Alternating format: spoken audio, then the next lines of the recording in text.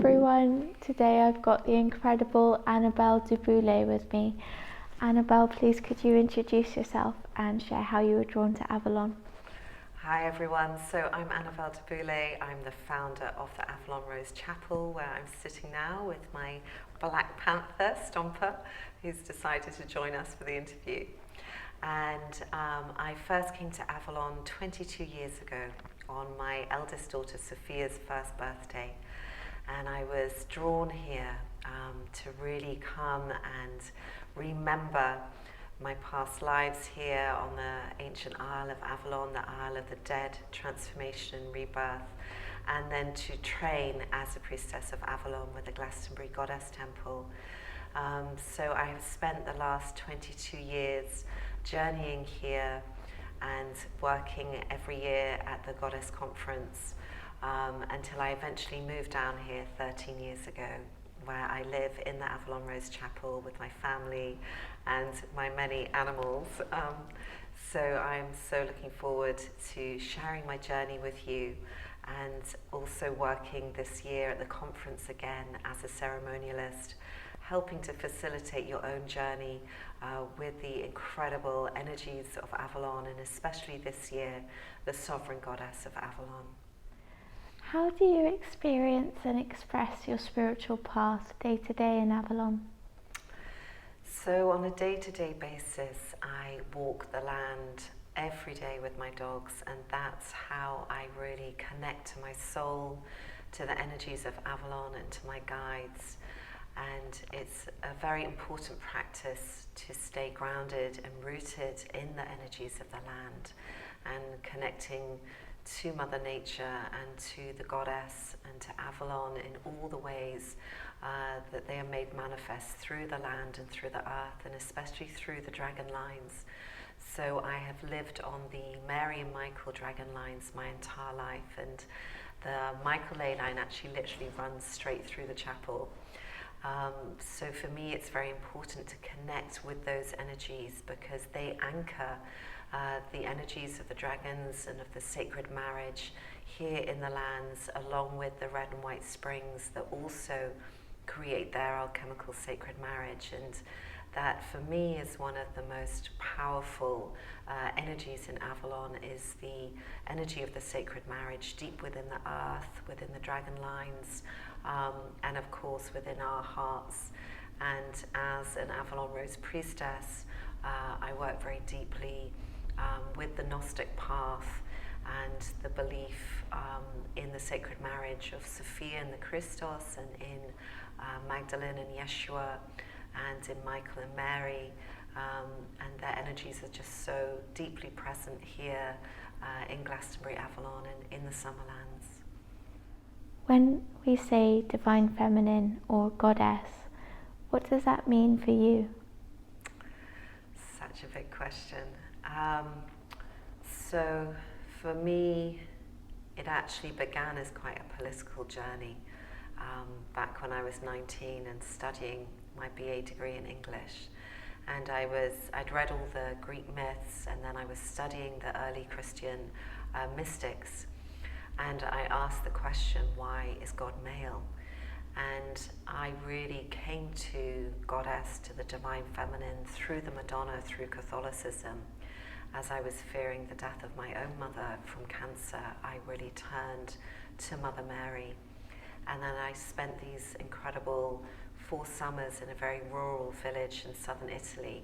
And that is where I became fascinated by this interplay between Catholicism and paganism, and began to experience the divine feminine not only in Mother Mary, but deep within the earth, with this very ancient black earth mother goddess, who's the precursor for the Black Madonna tradition that is so alive in southern Italy.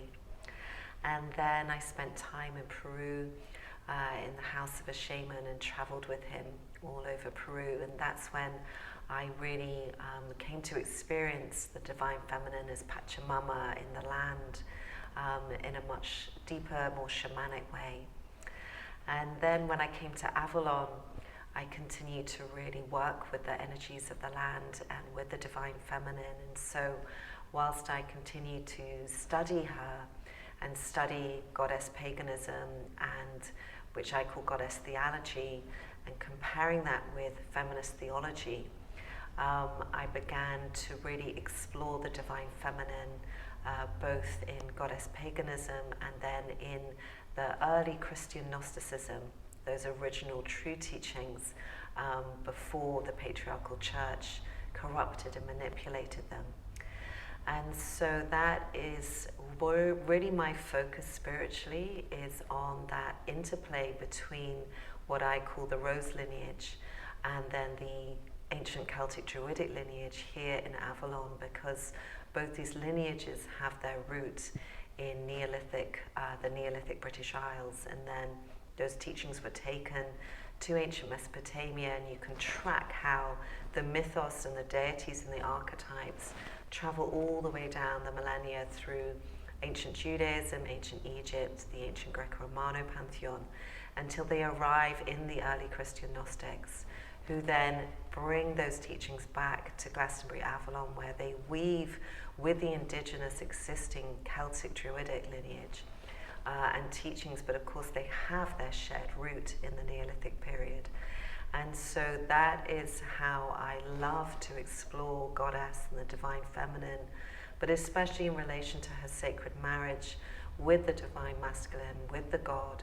And that for me is so powerful, especially at this time, is that we honor that sacred marriage, both within and without, and that we come together as healthy men and women, or people who identify with more masculine traits or more feminine traits, and that we come together in mutual honor and respect and union in order to co-create the new Earth Star together, and really to bring the light of the divine feminine, of goddess, back into the world, so that all people can experience her. Annabel, the last question is, this year's conference theme is the sovereign goddess of Avalon. What does sovereignty mean to you, and how does living in Avalon empower you in your sovereignty? So it's a big question, talking about sovereignty, and for me, I feel it's very personal.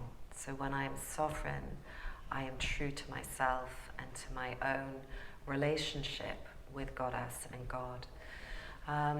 And being sovereign is especially about my connection to the land and to the deities and all my guides and the energies that are so present here in Avalon.